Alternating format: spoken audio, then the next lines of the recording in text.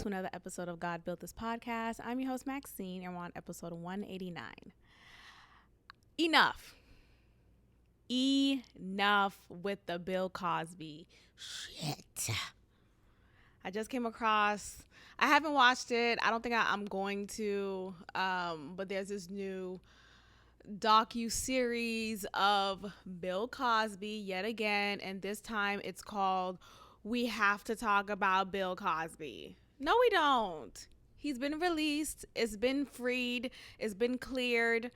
A lot of the allegations don't add up. And the ones that did, let's just say that, the ones that did, you got to understand the culture. You know, just last episode I was talking about how Tyra Banks was on this popular show, or, you know, she had her popular show, America's Next Top Model, and she, as well as her fellow judges on the show, ridiculed and critiqued and spoke down to many of these women. And that was just what it was back then in the early 2000s, and especially during that time in the model industry. So a woman who was a size 4 was considered a plus size model back then.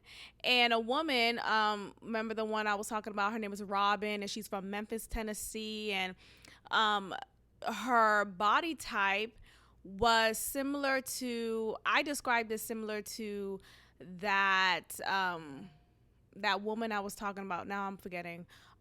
Sarah, the one, oh my gosh, I was just talking, y'all know who I'm talking about, but the one who I was talking about last episode, and she resembles just this slave, essentially, this slave black woman, this enslaved black woman, Sarah. Oh my gosh, sorry, this is bothering me. I'm gonna say her name, but I'm gonna describe her real quick. So basically, with her, Sarah Hobby, anyway, so she was an enslaved black woman, and because of her protruding butt, she was seen as a freak show and was brought along on circus events, and was now see, I just vote Sarah Big Butt. And they're showing me some, like, I'm gonna say slave Sarah H circus, Sarah Bartman. Gosh, why was that so hard? Sarah Bartman. But yeah, so the woman resembled a Sarah Bartman because of her protruding hips and her buttocks, and her upper body being more on the slim side, while her lower body was a bit wider. This is not a look that was at all celebrated nor encouraged back then in the early 2000s.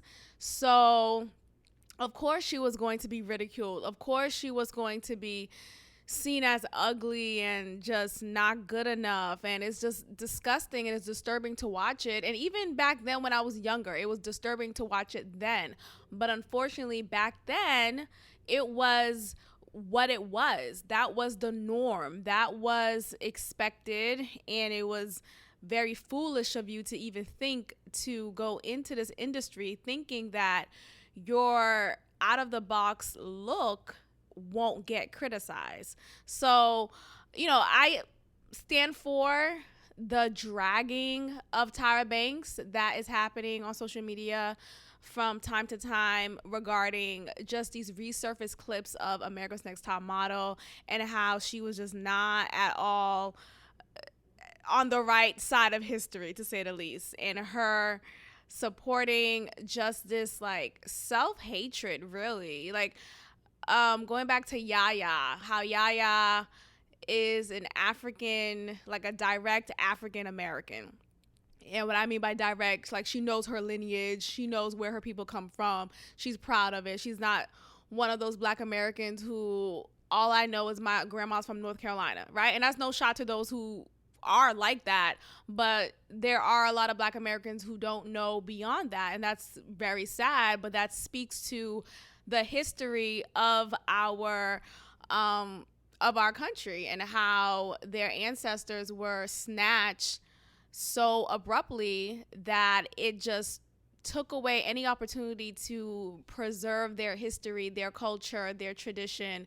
So they had to come to this land, or were already on this land with not much of a knowledge of their background, of their family history. So when you have a people who is not aware of themselves, of their character, of their lineage, of their power, all of that, you're easily swayed into doing things that are not honorable to who you are. So I got off on that tangent. But going back to Bill Cosby, it was what it was. Quaaludes were in drinks. Like, come on. No, look, rape is never okay, right? I feel like I got to give these disclaimers in case there are new listeners here, and some of you may not be familiar with my type of rhetoric and my disclaimers or lack thereof. I just like to laugh. This is a comedy podcast. So at the end of the day, the beginning of the day, I'm going to find a joke and I'm going to add it in however I can. But like seriously though, I really do mean what I'm saying, in that it was just the culture of the time. You took these pills because these are love pills. They're happy pills. I just came across that terminology not too long ago. Like, that's what they were called. Don't you want to feel loved? What type of love you talking about? Don't you want to feel loved? Don't you want to feel happy? So take these pills. It'll make you happy. It'll make you feel more loved and more filled with love. So that was what it was. So us talking about it now again in 2022 of August is just too much. This man is in his elderly age. He is of no threat to anybody. He's not quaaluding anyone. Where's his wife? I mean, I think she was always a mute. I don't know, but like, I feel like I never hear from her. But look, either way, I just feel like we just gotta move on. And I haven't watched it, right? But you know how on YouTube, so it was apparently on YouTube. It's on Showtime. That's the platform in which it was released in, or where it's licensed. But I also see on YouTube the full episode is there as well. So I'm like, okay, that's interesting. So yeah, I guess they just like share it amongst these platforms. And you know, on YouTube, before you click the video, you get to see the clip art of the video. And in the clip art, I see this woman, this white woman, who is tatted up, both arms tatted up. Like, okay, girl, you about to go on an arm wrestling challenge. Like, she's tatted up, looking mad, like dungy and stuff, and like just unfeminine. Okay, just like totally not a feminine, you know, girly girl, attractive type of woman. And you mean to tell me this woman here was raped by Bill Cosby? Like, oh, you mean to tell me that she was like put, or she's still in fear that he could still cause some type of just threat upon her life? Now, granted, I'm sure, you know, she's changed along the years. Maybe at one point during the 80s or 70s, she looked more feminine. But I just find it very odd to me how many of the women who are still speaking out against him today are like butch type of women. You know, like very just like grungy. I'm tatted up. I got these like hardcore haircuts. It's just, are you a woman? Like, what's going on? What is a woman? Like, I want to ask them that question because I don't know what they go by at this point. And that's the point that I'm making. Like, they don't even, they're not identifiable enough for me to see, okay, that's a woman right there. Like, it's just very strange to me. So I just find it very funny that these are the women who are coming out against him. Anyway, just let it go. We don't need to talk about Bill Cosby. And I just think that title of the docuseries is so funny. We need to talk about Bill Cosby. No, we don't. We actually do not. We actually can move forward. It's over. Okay? He won. We moved on. It's done. Let it go. Okay, let's talk about women being under attack. After I say all of that. So aside from the whole Bill Cosby thing, I still stand 10 toes down on that opinion. But I do want to say that there is an imminent threat against women. Okay? We are under attack. And I'm looking at it in so many angles, right? I talk a lot about the erasure, am I saying that correctly? The erasure of women, of biological women. So I talked a lot about that already, and the force that is trying to be put upon women who are not trying to follow the whole pronoun bullshit, and women's sports being under attack. Like, that's not the angle I'm going to get into right now, but I've talked about that in many episodes previously. But what I want to get into is the city girl's lifestyle. What is a city girl, Maxine? What is a city girl? Well, we know what city girl, like who the city girls are, right? They're a duo rap group, and they are so they're from Miami. They talk about like, fucking niggas, sucking niggas, manipulating niggas, and, getting them for their money and their cash. And, it is what, that's the energy that they're on. Very flashy as well. And they pride themselves on getting a nigga, robbing a nigga, just using what they have to get what they want in the disadvantage of men. Now, there's this culture that is promoted that I'm recognizing more and more of women following suit, of women feeling like it is within their right to manipulate men and attack them, rob them, take them for what they're worth, because the patriarchy, right? Because of white supremacy, because of everything else except self-accountability. But no, so let's reference the movie Hustlers, the one who has a very star studded cast. So we have J-Lo, Cardi B, Keke Palmer, and so many other, that Asian girl, y'all know her from Crazy Rich Asians and the other show that is no longer a show anymore, Rock Off the Boat. That was a good show, but I guess the Asian community didn't like that show. Like, come on, it was good. Off the Boat. I didn't realize they call Asians off the boat. I thought that term was only reserved for Caribbean blacks. So Haitians, Jamaicans, Trinidadians, like we would call off the boat. So that's funny to me. It's a shared experience.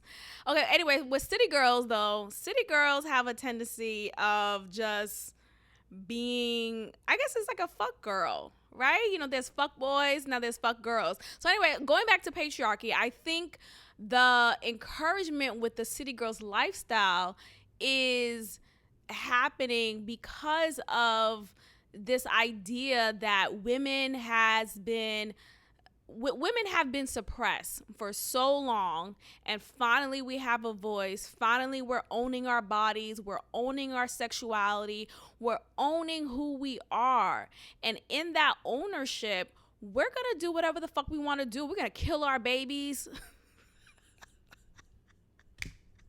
Y'all know I had to add that in. That was funny though. That was funny. We're gonna kill our babies as a contraceptive because we don't want to. We don't want to be mother. We're gonna do whatever the fuck we want. And look, on one end, I get it, right? You know, I think after a while, like if you've been in relationships with men and you've been hurt and abused and misused by these men and you've gotten nothing from it, right? Like at least be abused, but you get a Birkin bag, right? Like at least, you know, those one of those scenarios. Like, would you rather cry in a Rolls Royce or a Honda Civic, like what Future said? You know, maybe a Rolls Royce will be a little bit better, but no, ultimately your dignity is better, right? Ultimately your pride, your character, your self-worth is better. But anyway, if you had to choose, this is the mindset that some women have. They feel like, well, look, if I'm going to give you my body, if I'm going to have sex with you, if I'm going to be in a relationship that is more of a benefit for you sexually, physically, then I'm going to make something out of it. So I'm going to hold you to the fire, right? I'm going to request and demand and mandate Birkin bags, vacations, my bills paid, rent paid, you know, everything covered and luxurious goods. And I get it, right? I get the appeal. I get the appeal that this lifestyle, this city girls lifestyle has upon our society. I get how Instagram will make you think this is all that matters. All I need is a Chanel purse, is a pair of YSL shoes, is this cloud couch. All I need is to look like these girls that appear to look so perfect and loved and cherished and praised. And I want to be that girl. I want to be that girl. That girl ends up dead. That lifestyle, what people don't say enough about this city girl lifestyle is you could end up killed. You gain so many followers, and some followers are not right within their mind, right? They don't have all their marbles. They don't have all of their screws tighten up, and they create this imaginary relationship with you that's obviously one-sided, right? And they go off on, they're jerking off every post that you post. And mind you, got to post a lot in order to upkeep with the algorithm, in order to make your money online, get your cut from Instagram. They're jerking off every 2 days. Shit, every day, because you probably posting every day, whether on your story or on your feed. Okay? So now you have followers upon followers. You have comments on each post. You have your DMs popping and bopping. And many of your followers, or some of your followers at least, maybe not many, but some of your followers are crazy people. Men who are incels. Men who have not been successful with women, and instead of finding a real woman in real life, in like, you know, actual physical form in person, they instead thrive off of creating a relationship with women online. But again, the relationship is only imaginary and is one-sided. So in the case of Mercedes Moore, who's an IG model, or who was an IG model, she was one of these city girls. She was one of these women who had many, many followers on Instagram. She was very attractive, but with her attraction, it lured very creepy men. And she was the typical build of what an IG model is, the stereotype of, now, you know, the fact that there is even a stereotype of oh, she's an Instagram model. That's a thing now.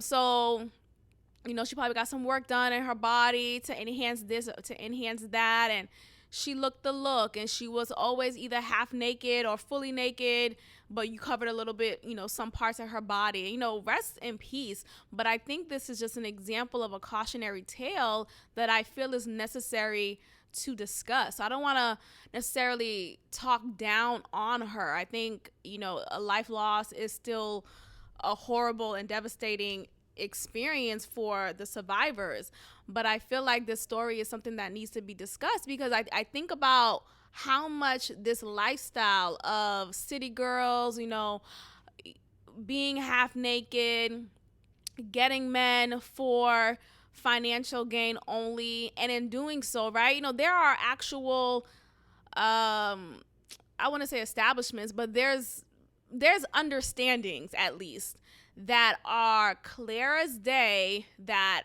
I'm your sugar baby, you're my sugar daddy, we have an agreement, you come over twice a month, and in those times I offer you, not offer you, but we are engaging in sexual intercourse, however that looks like, in whatever capacity, because that's the agreement. And in exchange of that, you're going to pay for my rent, you're going to purchase me this Chanel purse, you're going to get me a new car, like whatever that looks like, right? Whatever the agreement is. And this is very common and in many different areas. So it's common here in Houston. It's definitely common here in Houston. It's common in Miami, New York. Like there's different like pocket areas in which this lifestyle is celebrated and encouraged. So, I blame the city girls lifestyle. I blame the music that is so popularized. So the music from Nicki Minaj, from Cardi B, from Megan Thee Stallion. Now, look, don't get me wrong. They have some bomb ass songs and very attracting like lyrics, right? Attractive lyrics where you could easily sing along. But if you really pay attention to the lyrics, if you really pay attention to what you're repeating time and time again from these artists, they're promoting this lifestyle. And it's easy to promote, oh, this lifestyle is the bomb because look at my nails, look at the shoes that I'm rocking, look at the bag that I have, look at my fancy Mercedes Benz that I'm driving, look at all these perks that I have from this lifestyle. But nobody really talks about, oh, you could get killed. Hello? Is the mic on? You could get killed. You could get sliced in your throat, strangled, pushed down a flight of stairs, and no one's having these conversations. Okay, so that's what happened with Mercedes Moore. So let's go ahead and get into this story here that I just came across just a few days ago. But this took place last year, 2021, and its headline is titled "Popular Houston Instagram Model Found Dead in Richmond Apartment," police say. And Richmond, I know what that is. That's is it Richmond near Sugarland, I believe? Yeah, when I lived in Sugarland. And I was seeing some nigga. It doesn't matter. It doesn't matter. But he lived in Richmond, I believe. Yeah, he lived in Richmond. Yeah, it was Richmond. He lived in Richmond. So, so what's interesting about Texas, there's so many suburban areas here. And there's definitely urban areas as far as like inner populated, like city downtown areas. But there's a lot of suburban areas. And you would think in these areas it's safe, right? Just because the stereotype of suburbia, but nah, it's not. It's really not. Like, it may appear, on the outside because it's a uniform look, because the grasses are cut, and there's a elementary school right behind your house. Nah, you still gotta watch out and lock your doors. Anyway, a popular Houston Instagram model was found dead in a Richmond apartment in what investigators believe may have been a murder-suicide. It happened on Sunday afternoon at the Cortland Apartments located, The model, who was identified as 33-year-old Janae Gagnier, who is known as Miss Mercedes Moore on social media was found dead inside. Police say a man who investigators believe is the suspect was also found dead. And the man here, they have a picture of him. I think he's Hispanic, but he may be a white man. Looking at his name is 34-year-old Kevin Alexander Okoto. Okay, yeah, he's Hispanic. And yeah, so he is the one who murdered her. And what took place was, I want to get into the details. So it was a murder-suicide. And what happened? So I read in something. Okay, there was another article that I read that was more in detail, but I remember what the other article said, but I may not say it verbatim. But basically, I'm gonna paraphrase. So basically, he was a stalker of hers, to my understanding, and that's what it said. But now I'm wondering if he was actually a stalker. Now I'm wondering if they did have a particular type of relationship, right? Like, was he one of the niggas that she was, using, right? Maybe she did fuck him a couple times in exchange for money and luxurious goods. Like, I don't know. So I don't know if I ultimately believe that he was just a simple stalker. It could be more to that. Either way, he knew where she lived. And here's the thing with these Instagram models and just like social media mavens, like it's difficult because you have to, in order to make money, you have to be very much open online, very transparent. You're presenting who you are at every second. You're tagging your location, and you may tag it at a later time, which is smart, not smarter, but just smart. But either way, you have to share more information. So like if you purchase a new home, you may take a picture of the outside of your house, but you may take it in an angle that covers the number of your house. But if you are someone who's very much a stalker, you could kind of piece together different photos and figure out. And if you already know, oh, this person definitely lives in Houston, she talks about being from Houston and H-Town, baby, yada yada yada, you could piece together like, okay, it looks like she may be in the Richmond area. I'm gonna drive by this area and compare and contrast the photos that she posted on her Instagram to what I'm seeing in front of me. Oh, this looks like it may be where she lives. Okay, so I'm going to park and wait until I see her. And then boom, I see her. Boom, I got it. That's where she lives. Right? So, and I'm just thinking about that off the top of my head. Like, I'm not even a stalker. But look, I'm an investigator. And what I mean by that is I always, like, if I wanted to find the answer, I could. But just with anything, like if I'm like, oh, what was that actress name who was in that movie? I'm going to figure out, okay, the name, that movie was a horror movie and it came out in 2008.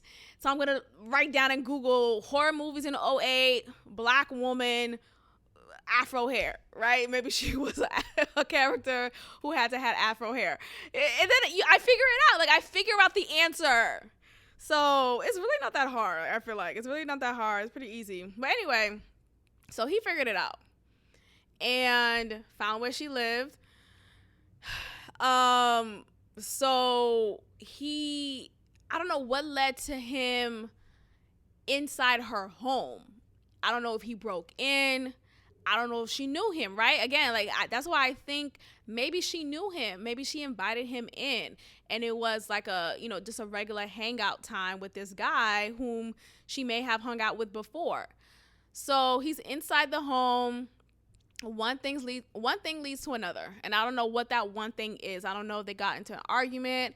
I don't know if it was an accident that led to something deadly, but nonetheless, it ended in a murder-suicide. So the scene was at the bottom of her stairs, that's where her body lied. And she died by strangulation and a concussion, I believe. So it seemed like she may have been pushed down the stairs and was probably strangled to death. So he murdered her. And then after he murdered her, he took her lipstick and drew on her walls in her bedroom stuff like, she lied to me, like, I wish I never met her, she told me she loved me, like stuff like that, in her lipstick on her wall. So this just shows you what type of mental capacity this man is in or was in. And he decided to end his life right after that rant on the wall. So he got a knife and slit his throat. So that ended up to be a murder-suicide. And what I just find just, it's awful, right? It's awful. It's disturbing. It's freaky. But, so many questions come about, like, how did he get inside? Who is this man? Right? Yes, we have a name, but who is he in relation to her? And I think it's easy to say just stalker and just like roll it off. But I think it's more than that. I think there was probably a relationship, whether professional or personal. There was a relationship well enough for him to be in her home. Now, granted, he could have broke in, sure, but a part of me just feels like, considering the lifestyle that she was promoting online and just the culture that she was a part of and the large following that she has, I'm sure she had niggas paying for her, right? I'm sure she had men quick to give her whatever she wanted. And maybe in those relationships, she had to exchange something. So for whatever the exchange was, it led to this man here feeling very entitled to her, feeling very much in love with her, and feeling like they deserve more. So it's just very sad. And I just, of course, we all have our, personal responsibility, right? We could blame, I could blame the city girls lifestyle, the culture that we're in, and how it's so encouraged for women to live this way and to go about life in this way. But ultimately, you are the author of your life, right? Of course there's God, but then there's your free will.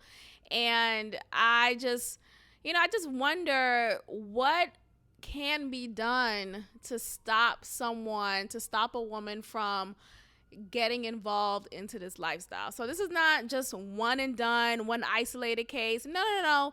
There's another case that I came across just recently, and this took place just a couple of weeks ago, nigga, of a woman named Felicia Johnson. Now, quick shout out to my cousin Felicia for accomplishing a major goal. She's a homeowner now, and I'm so proud of her. So just a quick shout out because, the name Felicia. But yeah, so Felicia Johnson, so not my cousin. This woman named Felicia Johnson, she's 24 years old, and she is missing. Now, there's an update on the case, and they believe that it is now a homicide investigation. But prior to that, she was not just missing, but, it was simply a missing case. And let's get into her. So Felicia Johnson, she is 24, and these are Black women, right? And yes, there are white women, Hispanic women who are involved in this type of lifestyle as well. But these two are Black women, so I'm just focusing on Black women real quick. So this is a Houston missing persons case that turned into a homicide investigation. This Nigerian man, and I know he's Nigerian because I can't pronounce his name. Hello? And the first part of his name starts off with a Chakwe, which I believe from my previous Nigerian students will tell me that means God is with you, right? I don't think God was with this nigga. I think God left this one. You know how in the Bible it says, I will never abandon you. God said that. I don't know. Maybe with this guy is inapplicable because Chukwi Buka was abandoned by God. He is a Nigerian man, to say the least. And he is a primary suspect in this 24-year-old woman's murder. Her body has yet to be recovered. And it's just a horrible case. So let's talk about her. So she's 24. She was reportedly last seen leaving a job audition. Okay, this is some bullshit. So I watched a video on this, right? They did not just say job audition. She was in Houston from Cali. I believe it was from Cali because she's not from Houston. She flew to Houston for the purpose of getting a job, and not just any old, I'm here to become a teacher. I'm here to, become an engineer. No. She wanted to become a stripper. Hello, is the mic on? She had a job audition at a strip joint, and they named the strip joint in this video. I just forget the name. But in this article, they're trying to clean it up. It's so funny how how articles in the media would write things in a way that is either disparaging to the person or not. And in this case, they decided to leave that tidbit. But that's a big part of this story here, because your environment also plays a big part in your safety. So anyway, so she was auditioning for a position at this strip joint, and she didn't get the job. She did not get the job, and she was upset about it. She ended up leaving the strip joint with a regular customer. Now, let's get into when she met this Nigerian, because I believe he ended up becoming her Uber driver, or he was that regular customer. I gotta refresh my memory real quick, but either way, she came across this Nigerian guy. He wanted to, and I believe he was her Uber driver. I believe he was. Let me read this. Hold on. Let's see if it says it, because this article is trying to clean shit up. And new information released nearly 2 months after Felicia Johnson's disappearance. Police identified the suspect in her murder as 28-year-old, which is a Nigerian, who has already been charged in the 23rd, but isn't in custody. Got it. Johnson was reported missing from the Intercontinental Houston Medical Center Hotel, because that's where she was staying. Again, she wasn't from Houston. She flew to Houston to secure this job. And so she was staying at this hotel. And, so the report was made after her cell phone, covered in blood, was found off the roadway in Bear Creek, Pioneers Park, near Highway 6 and Clay Road.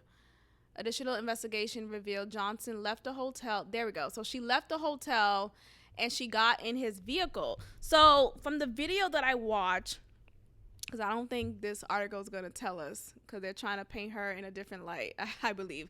They're trying to paint, it's so funny, they're trying to paint her in a different light, as if she didn't, not to say this, but to say it, as if she didn't put herself in a position where this type of activity is susceptible for her. So I'm sorry that she is probably murdered. I'm sorry that she's not found alive, but I think that, so I'm sorry, no but, so that's a period. Next sentence starts now. I think if this environment wasn't around her, right? If she didn't put herself in this environment, if she didn't go to the strip joint to get this job, so she met this guy because he was her Uber driver. He dropped her off at the hotel. He wanted to spend more time with her, but she at first wasn't down for it. He offered her $500 in hopes that she would say yes in spending time with him. She agreed. See how I'm talking about the city girls lifestyle? Like, I don't care how broke you are, and $500 may feel like, okay, it's a come up, I could get something off. like your life should mean more, right? Your life, your safety should mean more than this $500. So because she was still upset for not getting that stripper job, and she's at this hotel, she flew to Houston to get this job and she didn't get it. She's probably already low on funds, and you have this guy willingly and just very free to offer her $500. Okay? So she is just thirsty for the money, and I'm saying this respectfully. I'm just saying she is so in need of the money and in desire of this money that she decides to go out with this Nigerian. And no shot to, I always shoot at Nigerian. It's funny. Shooting at Nigerians, respectfully. But anyway, so she shoots. So she shoots at Nigerians. No, so she ends up accepting this time with him. And now I'm looking at this picture of him, and I don't know. His build looks like I don't see a full length photo of him, so I'm not sure how he looks like fully stood up. But just based off of this picture alone, he looks like he doesn't seem like a threat or a scary guy, but he has some weight on him. And just that alone, and obviously, biologically men are stronger than women, there's that threat of, oh, he could possibly just end my life here. So, I don't know. And I also just feel like if a man is just so quick to, I just met you and I'm offering you $500, that's already just too much. You know how when you're out, for the women listeners, when you're out and you're at a bar, you have a guy approach you, he is complimenting you, he buys you a couple of drinks, not to your demand though, right? You didn't ask him to, you didn't beg him to, he just decides to buy you a drink or two. And that man is now feeling like, oh, you're my girlfriend now. Oh, we're together. They start following you around the club. They can't stop talking to you. And they expect this loyalty that you should have now towards him. Because, hey, I bought you 3 drinks. You drunk my drinks. I even got you an appetizer. You're my girlfriend now. When it's like, no, nigga, I just got a free drink, right? So now I feel like maybe there are some men listening like, well, you should never accepted the drink. No, you should stop. You should stop. No, I think there's a limit, right? I think you could city girl a little bit, right? You could city girl a little bit, but don't take that nigga home. Don't promise them the world. Because you have some men out here who are crazy and would take that very seriously and would end your life. So don't do all of that. But I think you can use your femininity in getting what you want, but don't abuse that, because again, you have some crazy people out here who are quick to see that as just a big level of disrespect and would want to end your life because of that. So just that alone is enough. So now you have this man, Chicka Wicka, talking about, I'm going to give you $500 if you just spend some time with me. If you're so quick to give me money, that should be already enough for me to be like, yeah, nah. The answer is nah. And I feel like at the very least, go out with, let 3 of your homegirls come with. She didn't come to Houston with any friends necessarily. I think she only traveled here alone. I don't know. She knew people here that she could have been with, but she came here alone. She was at the hotel alone, and she went out with this man alone. And that resulted into her missing and into the case now becoming this homicidal investigation. It's just all disturbing, and all of this could have been avoided It really could have been if you had not been sucked into this city girl lifestyle, into this lifestyle of greed, of materialistic gain, of superficiality, like all of these things that really don't mean anything, right? You're gaining all of the riches and the glory and the fame and all of these things, but your soul, what about your soul? Let's get into that verse real quick. Well, I'm gonna paraphrase it. I don't feel like going down a whole rabbit hole of trying to find it and all this stuff, but that verse in the Bible, how it talks about, what is it worth? What is it worth when you gain the world but you lose your soul? You gain all of the riches and the goods from the world, but your soul is lost. You have no identity. You have no self-worth. You have no confidence in yourself and your skills. You don't know who you are. You don't know whose you are. And by that, meaning you don't recognize that you have an inheritance from God. So you're going through this life and you're trying to find success in other things. And though you may have material success, though you may have financial success, all of the successes in the world is still nothing when you don't have a soul. So I just feel sorry for people who feel like they have to succumb to that type of lifestyle. Like, I just, I think, there's also this whole, well, I just want fast money. I need money right now. I need to pay this. I need to pay that. I got to make it. It's only me. I got to support my daughter. Whatever the reason is. I still feel like there's this lack of care that, hey, yeah, you may get the fast money. Yeah, you may get that car that's leased out to you, right? Because it's not like niggas are paying it in full and giving it out to you. No, it's leased. It's leased, ma'am. But, yeah, you may get all that, but your life is in danger, girl. You in danger, girl.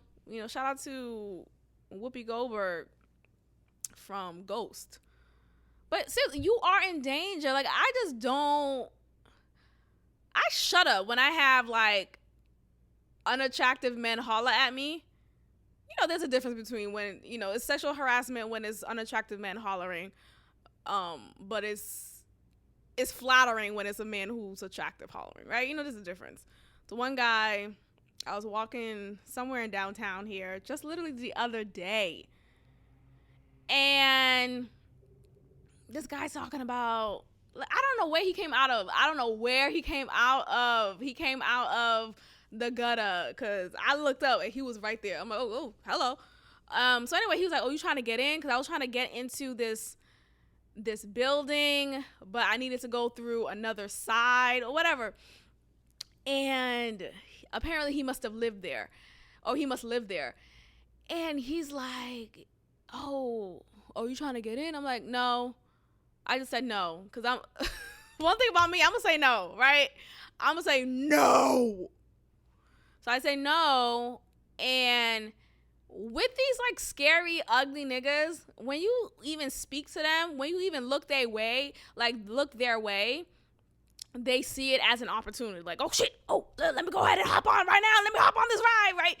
So though I said no to his answer, to his question, he saw it as an opportunity to then say to me, he says, oh, well, hello then, hello. He does that. Like, I guess he got a better look at me, or I don't know what it is. I don't know. But he starts to like speak like that. And I was instantly uncomfortable because like, I don't look at niggas in the eye sometimes. I really don't. I think it's like it's a protection thing I do. It's a defense mechanism I do. I notice that I don't look at people in their eye a lot. I have to intentionally, like, I'm looking you in your eye. I'm making eye contact. But for the most part, I'm looking off. I don't know. I'm just like looking away. And I definitely don't do that to niggas on the street. Like, I'm looking away. Okay? Like, I don't see you. Nigga, I'm not even talking to you. Like, you can't tell if I'm talking to you. Who am I talking to? Okay, because I'm not looking at you. So I guess because I said no to his question, because I'm gonna respond, even though I'm not looking at you. So because I said no to his question, he saw it as an opportunity still to speak to me some more. So then when he said, "Oh, hello, ooh, look, ooh," yeah, he did something like that. He was like, "Ooh, hello," and he looked like a fucking nerd. Like, just ew. What are you talking about? Like, why are you talking to me? You know? He had these like bifocals on. Can't even stand. Like, he's wobbling while he's walking like a penguin, not penguin, a pigeon, probably a penguin too, but just like looking dumb and stupid. Like, don't talk to me. So I walk out. Right, I'm walking towards where I parked, which is like a street over, and he was initially, behind me. Not behind me, but like I was walking away from him because I'm going backwards now towards my car. And I'm thinking he's at the position that he's at. Like, I didn't think that he was then going to come up behind me. So the way I am, like, I'm quick to turn around. Like, I'm quick to turn around. I'm quick to assess the environment. And if I feel like you're following me or you're too close, or if you're just behind me, nigga, I'm gonna stop. I'm gonna look at you in your eye and make you uncomfortable. And that's what I did. So he ended up coming up behind me. It's a couple of feet away. Not like he's close. Like, it's a good 6 feet. But I noticed that he was behind me, and I'm like, oh, okay, Max. I'm very alert. Like, I'm not on my phone. I'm not one of those people like, oh, I'm gonna be on my phone. I'm listening to a podcast, listen to my podcast, but be aware. I don't care how light in the day it is. Be aware of your surroundings, because you never know. And so he is now walking in the same direction as I am. I'm like, okay, it's either he is following me or he's going somewhere. I don't know, but either way, you're behind me. I said no to the question that you asked me. You then responded with, oh, hello, ooh. I didn't respond. I walked away, and you're behind me. You see how that makes me feel a little weird? It's just like, I don't know what you're trying to do. And granted, yeah, the world's not all about me, Maxine. Get out your fucking head. The point is, I don't know. Right? And it's better to be safe than sorry. So I stopped walking. And I stood. And this is what I think. This is a good defense mechanism for all you ladies out there listening. Shout out to y'all. No. But seriously, I stopped walking. And I stood. And I'm looking up like, okay, nigga, I wish you would. And because I don't wish. Right? I really don't. Please don't do anything, massa. No. I don't wish any of that, but like, I'm kind of like talking big shit inside of me. Like, I don't know. Like, I guess I got my keys on me. I got something. I don't know. It's daylight. I don't think anything is going to happen necessarily, but you have to stand in a way that shows you are fearless, right? Like, you can't kowtail to these niggas. You really can't. You have to, because I noticed that when you do, and when you show fear, right, when your eye starts to quiver and you're like, I'm fine, please don't bother. Like, they get off on that. Like, it's a power trip for them, right? I remember being very young, walking home from school, and I would show that I was afraid of this group of people, these like group of teenagers who, they probably weren't even they probably were just like early young adulthood age. And they just looked scary. Like, they were all, I don't know, probably was a gang. I don't know, just a couple of niggas, okay? And the way that they were dressed, like, it freaked me out. And there were times when I was walking home and I would show that I was freaked out. I would purposely walk too fast. I would, like, you could see it in my face. Like, I wouldn't play it off. And what you need to do in these circumstances, you have to put on your poker face. You have to even put on a mad face. Like, sometimes I have a resting bitch face, and it's not like I'm a bitch or like I want you to think I'm mean. It's just that I have to let you know, don't fuck with me. Right? And if you do, it won't be an easy fuck with me situation, right? You can't easily snatch me up. At least I'm gonna go out fighting, right? At least I'm gonna go out with, some scratches and, bruises and all that. Anyway, so I stood there.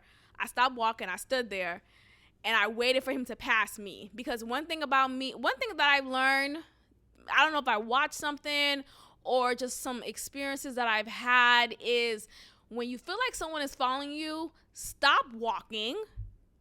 Wait until they are in front of you, ahead of you, really, and then continue your journey.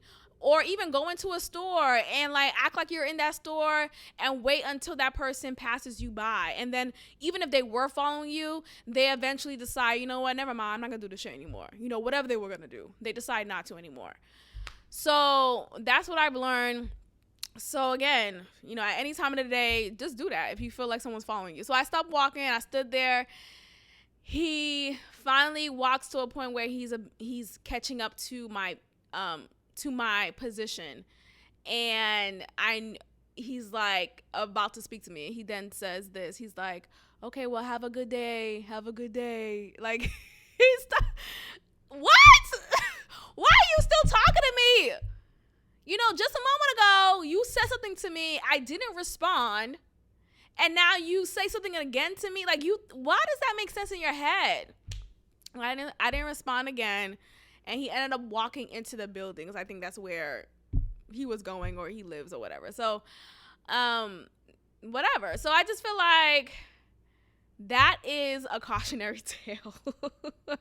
Stop walking. Wait till they go ahead of you.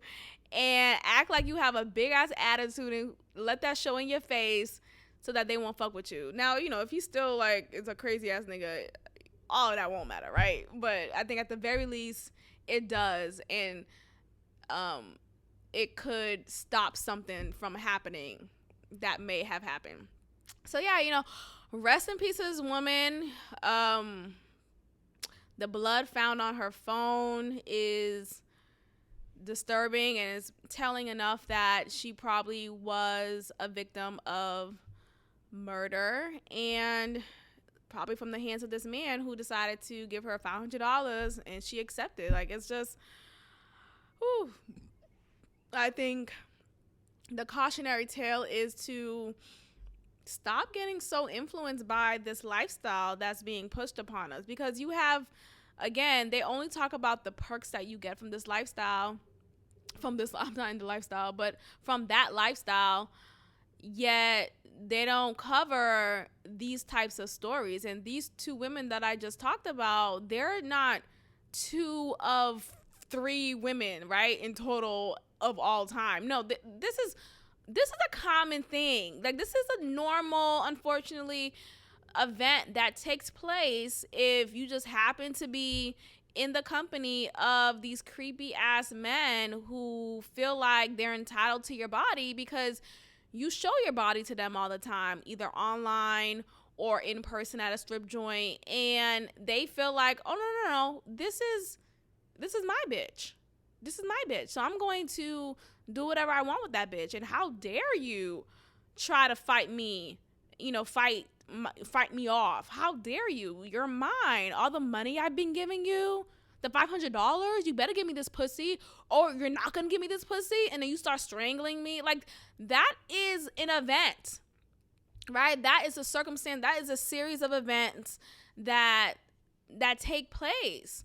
And you don't have a Cardi B or a Nicki Minaj or Megan Thee Stallion or a City Girl talking about that side of the thing, that side of the lifestyle. Instead, they only talk about the perks and the glamour and the fame and the riches and the gold. But you have to really wake yourself up and realize, oftentimes, if you have a sugar daddy, you're doing more than you're not just on a date with this nigga. No, You're going to have to eat his ass when you get home. Okay? You're going to have to let him pee on you and you lick it sometimes. Like, is it really worth the Birkin? Like, is it really worth the Mercedes-Benz? Is it really worth it to get pissed on? To have a golden shower? Now, again, if you're in a consensual, healthy relationship, and y'all, that's your kink, that's your kink. I'm not shaming your kink. I'm just saying when you're in a particular dynamic in which you have to just suck it up and take certain behaviors for the benefit of a luxurious item, of a material good, of financial gain, it's just, there has to be another way. There's another way, right? And stop getting so sucked up into this fast-paced, fast money society, fast money way of living, when it's very dangerous. It's very dangerous, and it's not something that you should be at all promoting or just enthralled in. Like, I think your life should mean more than that. So shout out to this cautionary tale ass episode, huh? These two cases, I just came across them and it really just resonated with me. And just recognizing how the city girl lifestyle is really the cause of this circumstance, right? Like, the culture that is of a city girl. I'm not fixating on the city girls, right? Those two women in particular. I'm just fixating on the culture that they're promoting and that they're thriving off of. They're not recognizing the danger that is in that culture. And so these two cases are just prime examples of the danger in that culture. Like, sure, you may get your Birkin, you may get your Mercedes-Benz, you may get your Range Rover. Yeah, but you may get killed in 2 weeks, right? Because your stalker's at your door. Is it worth it?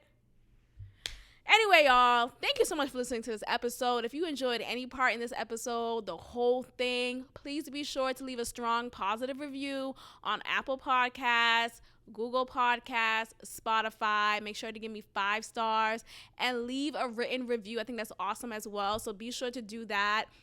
Explain why you love this episode and why you love this podcast, just in general, so much. So thank you again for listening, and I will check in with you all next time. Peace. Thank you for tuning in to another episode of God Built This Podcast with your host, Maxine. Be sure to leave a review, give me 5 stars, and of course, subscribe. Also, follow God Built This Podcast on Instagram at God Built This Pod. God bless.